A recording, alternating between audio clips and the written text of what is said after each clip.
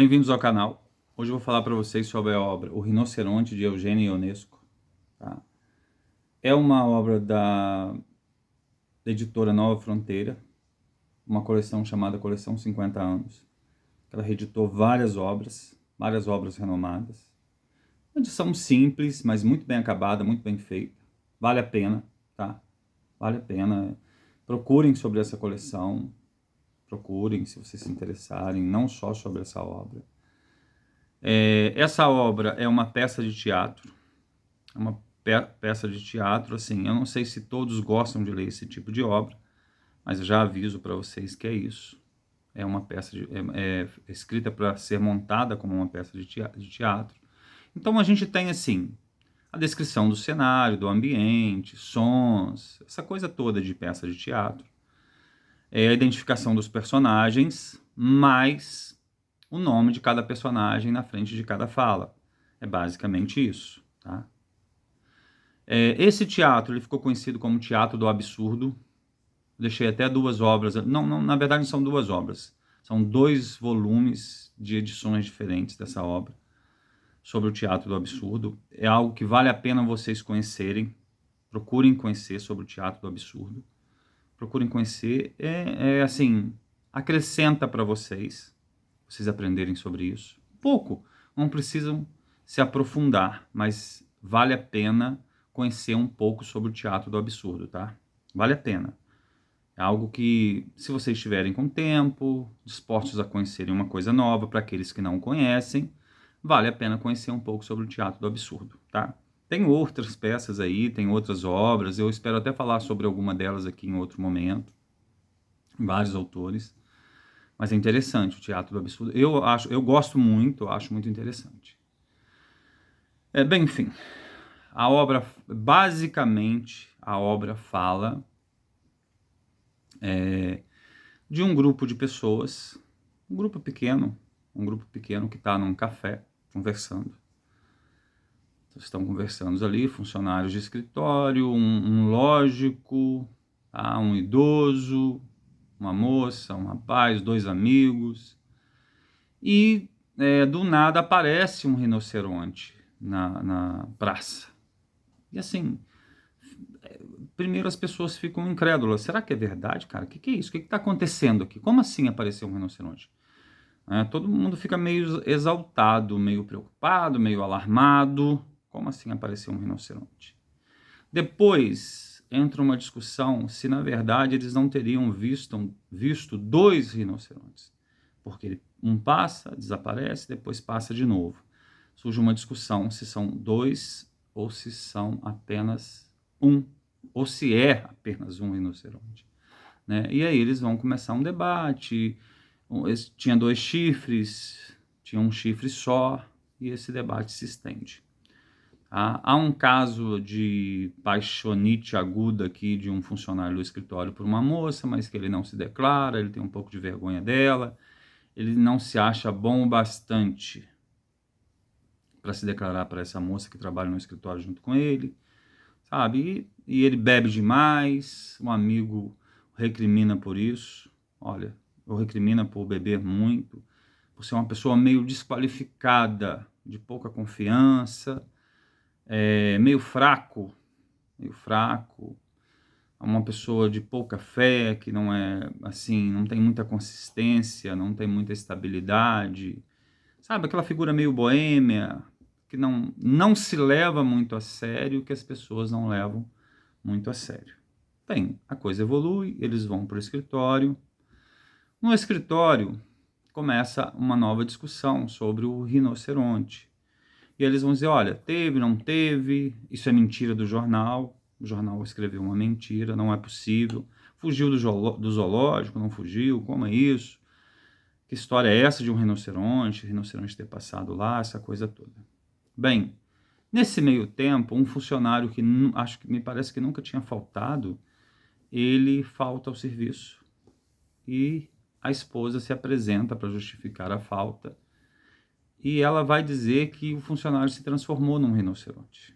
E aí começam a aparecer vários rinocerontes. Vários rinocerontes começam a aparecer. Tá? Vários rinocerontes começam a aparecer. ia correr, ia destruir as escadas. Inclusive, o rinoceronte que destrói a escada desse escritório é o rinoceronte, era um funcionário que se transformou em rinoceronte. Então, assim, as coisas começam a se modificar muito rapidamente. Eles saem de lá, saem desse escritório. Tinha havido uma discussão muito grande entre dois personagens a respeito de várias coisas, inclusive a respeito de se os rinocerontes tinham ou não 2 chifres, se eram bicórnios ou unicórnios. Tá? Aí um dos personagens vai à casa do amigo para pedir desculpa, para reatar a amizade, né? E chega lá, o amigo está passando muito mal. Está passando muito mal, ele está se sentindo muito mal. E aí ele começa a se transformar num rinoceronte na frente dele. Ele começa a se transformar num rinoceronte na frente dele. Há uma metamorfose desse amigo em um rinoceronte. Tá? Acontece a metamorfose na frente dele, ao vivo e a cores. Tá?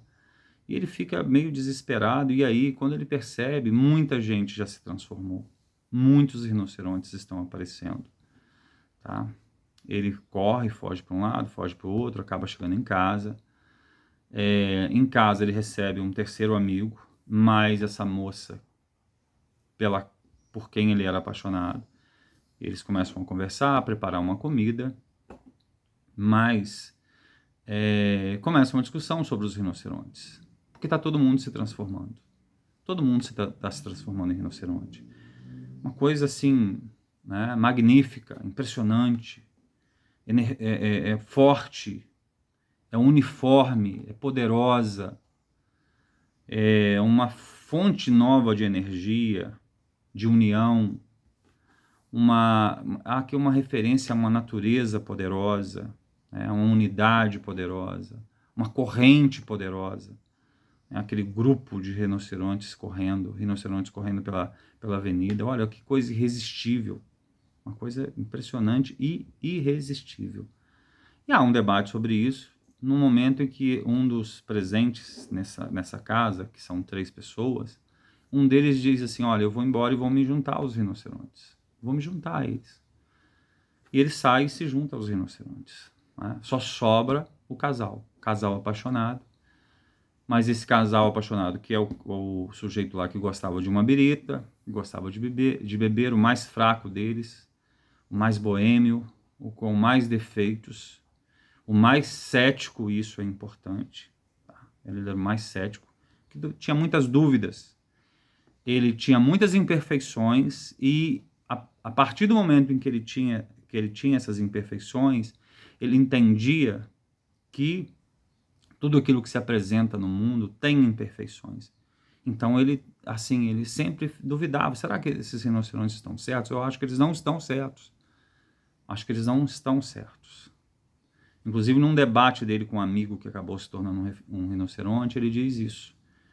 Olha, eles estão regredindo a lei da natureza. E o amigo rebate, olha, mas a lei da natureza é a melhor. Mas ele vai dizer o seguinte, só que a lei da natureza é a lei do mais forte. Tá? Enfim, a namorada acaba também aderindo aos rinocerontes.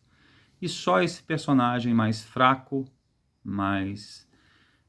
com mais dúvidas, com mais incertezas, mais boêmio, inclusive, é que acaba não se transformando num rinoceronte, e ele está disposto a fazer de tudo para tentar reverter essa situação, reverter tudo isso que aconteceu, mesmo sozinho ali, tentando lutar contra isso. E voltando num ponto importante, o mundo da natureza, o reino da natureza, é o reino dos mais fortes, tá? Onde prevalece o mais forte. Isso fica muito claro aqui. Aí vamos voltar a uma questão, algo que eu disse para vocês aqui. Essa metamorfose em animal, um animal poderoso, forte, deslumbrante, magnífico, impressionante, né? O autor foi muito influenciado por Kafka, então a gente tem uma referência muito clara disso aqui. Só que, num detalhe, primeiro a metamorfose acontece. Os primeiros que aparecem a gente não vê é uma maneira de dizer, né? A gente não vê a transformação. mas depois a gente começa a ver a transformação. E eles não se transformam num inseto, eles se transformam num animal poderoso, magnífico, impressionante, que desperta o interesse dos outros, né? Acabam quase que todos por se transformar em rinocerontes. Ora, essa é a história, basicamente é isso, tá? Agora vamos voltar a uma outra questão. Essa obra foi uma crítica ao fascismo? Sim, foi uma crítica ao fascismo. Como que ele se estabelece aos poucos, como que ele chega, como que ele impressiona as pessoas, como que ele traz o uniforme, uma força quase que irresistível, onde que não aderir é quase impossível, a adesão se torna uma necessidade, uma exigência, uma fascinação, e as pessoas vão aderir por vários motivos. Tá? É, sim, uma crítica ao fascismo, mas não é só uma crítica ao fascismo. É uma crítica para além do fascismo. É uma crítica para o movimento totalitário. Porque uma coisa que eu tenho visto com muita frequência, inclusive eu comprei uma edição nova de 1984, e eu vi muita gente ali, muitos seguidores de ideologias contrárias ao fascismo, mas ideologias tão assassinas quanto o fascismo, ideologias tão opressoras e que exigem a condição de uma submissão total, que impõem uma condição totalitária na sociedade, fazendo uma crítica ao fascismo, na ideia de que essas obras seriam uma crítica apenas ao fascismo, e não é, tá? É para além do fascismo, é muito maior do que isso. Assim como 1984, principalmente assim como 1984. A Revolução dos Bichos eu nem vou falar, porque ela é uma alusão clara, explícita à Revolução Russa. Mas, enfim, é uma crítica ao movimento e ao regime totalitário. Porque esses regimes totalitários, esses movimentos totalitários, eles se opõem, eles não são iguais, mas eles têm muitas semelhanças. Eles se opõem, um quer submeter o outro, um está em luta com o outro, mas eles têm muitas características semelhantes, tá? Eles têm muitas características semelhantes. Eles têm um líder que está sempre certo, um líder que está acima de tudo, um líder que nunca erra, que eles passam pano para tudo que esse líder faz. Tudo que esse líder faz. Seja ele um mito ou seja ele o pai dos pobres. Tudo que ele faz está certo. Tudo que ele faz está certo. Eles têm emblemas, eles têm uniformes, eles têm símbolos, eles têm cores, tá? Então eles são muito semelhantes nisso. Eles adoram discursos, eles adoram slogans, eles adoram comportamento de manada, eles adoram um inimigo, eles adoram ter um inimigo. Isso tá ligado, o movimento totalitário, ele tem muitas semelhanças com a seita. Isso está ligado a questões ancestrais da nossa vida. Está ligado a questões ancestrais. Mas, enfim, voltando à questão. Eles são muito semelhantes. Eles têm um líder que sabe tudo. Eles têm um uniforme ou algum símbolo, um totem. Esse totem, seja ele uma suástica, seja ele uma foice ou um martelo, eles têm uma cor. Então, assim, esses movimentos, esses grupos, essas manadas, elas são muito semelhantes. Eu não estou dizendo que são iguais, mas eles são muito semelhantes. Voltando a uma questão para vocês aqui, vocês que estão ouvindo essa fala meio chata e esquisita minha. Quantos rinocerontes vocês já não viram ao lado de vocês? Olhem para o lado que vocês vão ver. Vocês já conhecem os rinocerontes. E eles não estão sozinhos mais há muito tempo. Eles são um grupo poderoso. Eles são um grupo grande. Já existem vários rinocerontes. Tem na família, tem no trabalho, tem na escola, tem na faculdade, tem na rua. Os rinocerontes estão aí. Está começando. Tá? Está começando. Infelizmente, a gente vive um momento de um espelho sombrio nesse século XXI, um espelho sombrio que reflete aspectos extremamente dolorosos do século XX. O ressurgir, o reaparecimento, o renascimento desses rinocerontes é esse aspecto, tá? Os rinocerontes estão aí. E as pessoas que esses rinocerontes mais detestam são pessoas como nós, eu acredito como vocês que me assistem aqui. Não vou dizer que são todos, que de vez em quando aparece um comentário assim meio... que eu já tive que deletar alguns comentários, já tive que bloquear alguns comentários, mas eles odeiam as pessoas que não aderem ao grande movimento. Imagina uma manada de animais fortes, poderosos, convictos, sabe, certos. E aí volta a ideia daquele personagem lá, daquele personagem boêmio, meio cachaceiro, que não...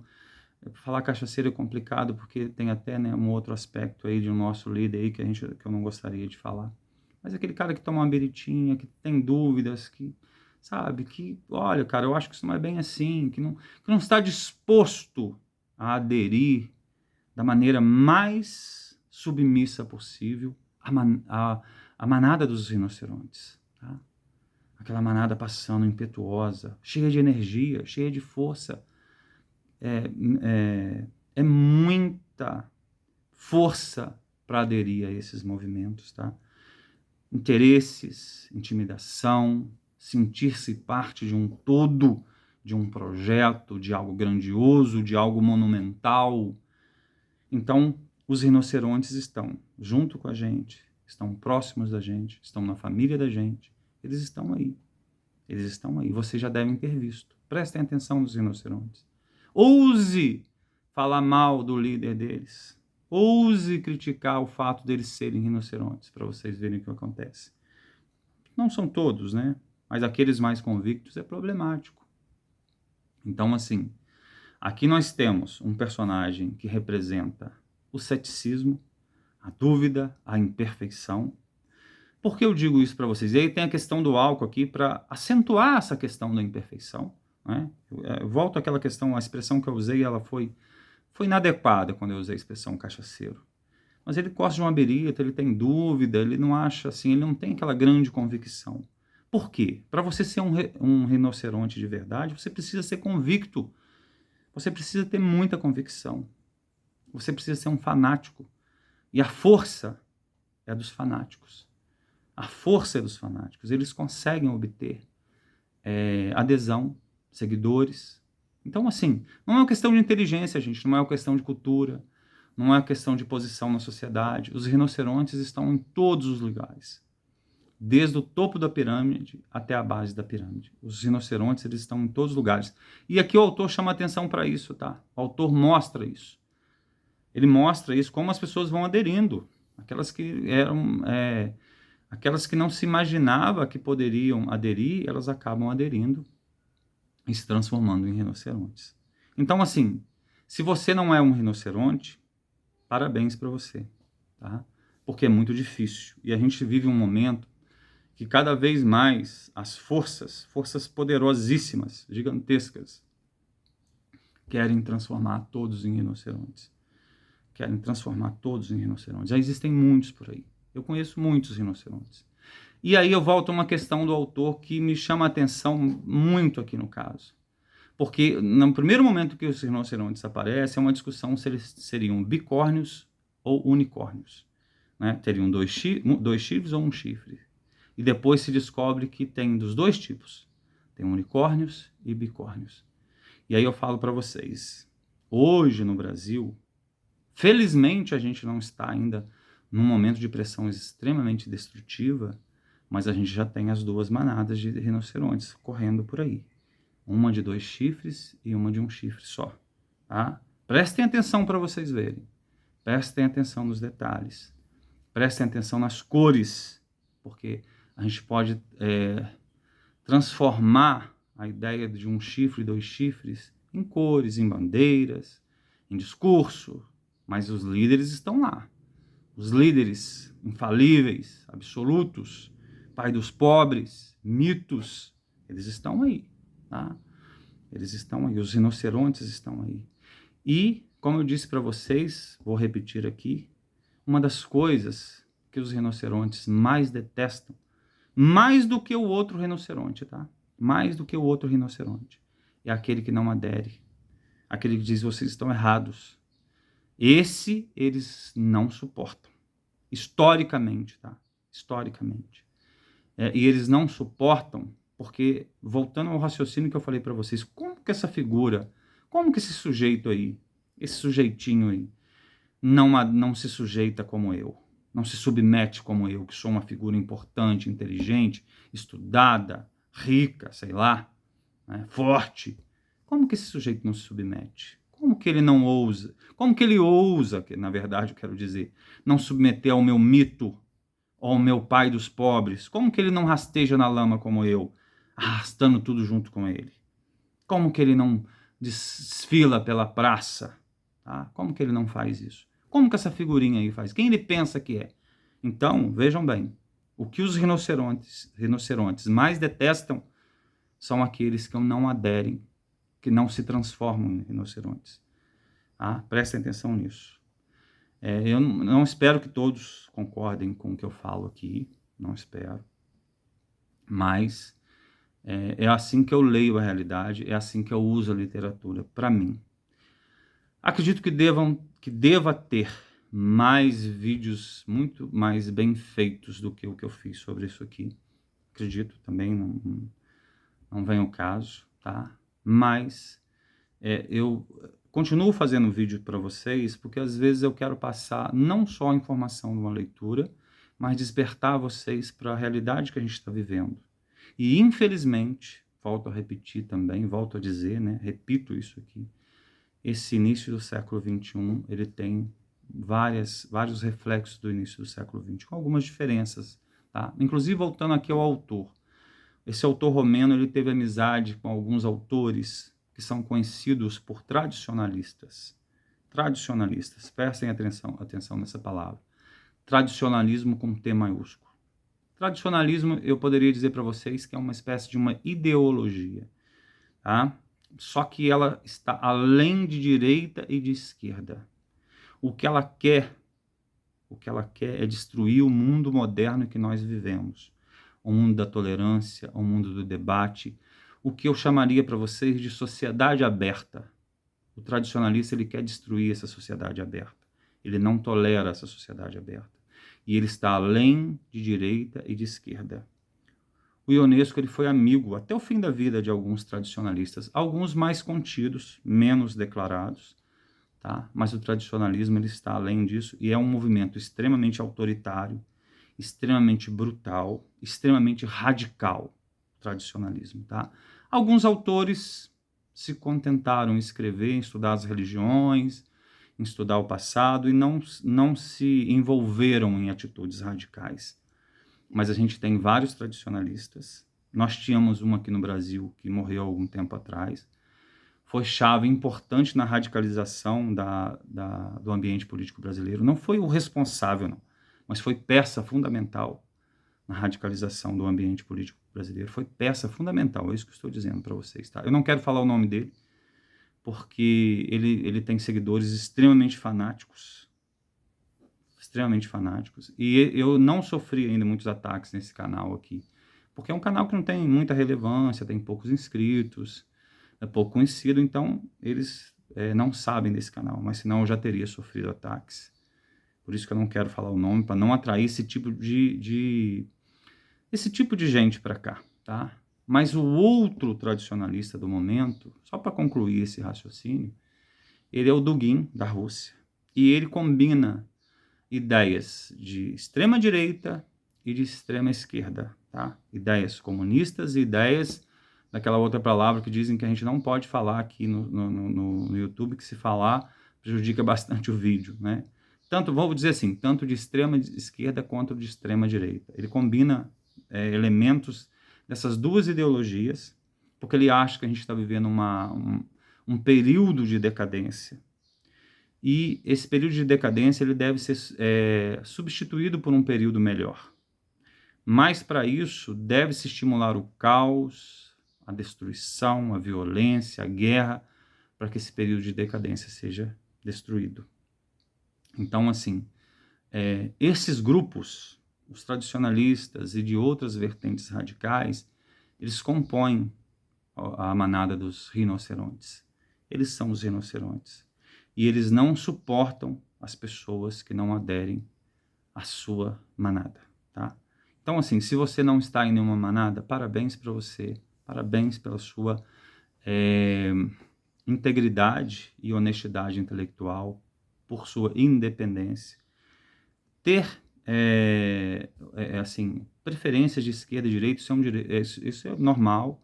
Agora, o grande problema é o radicalismo, o grande problema é você se transformar num rinoceronte, o grande problema é você se submeter à manada. Não se submeta à manada. E nós temos manadas de todos os tipos, de todos os gostos. E hoje no Brasil nós temos especificamente 2 manadas de rinocerontes. Eles ainda não são, não conseguiram ainda impor a sua vontade no Brasil, mas o projeto já começou, tá? E são 2 manadas, todas 2 muito perigosas, tá? Não, cuidado e não seja um rinoceronte, não seja. Felizmente a gente vive um momento em que a gente pode ter essa possibilidade de não ser. Só para fechar, essa situação me lembra muito a República de Weimar. Se vocês tiverem curiosidade, interesse, pesquisem sobre o que foi a República de Weimar, o período de Weimar, que é um período em que várias pessoas ficaram exprimidas entre as 2 manadas de rinocerontes. E o final foi bastante ruim, foi bastante trágico, tá? Bem, um abraço a todos e até o próximo vídeo.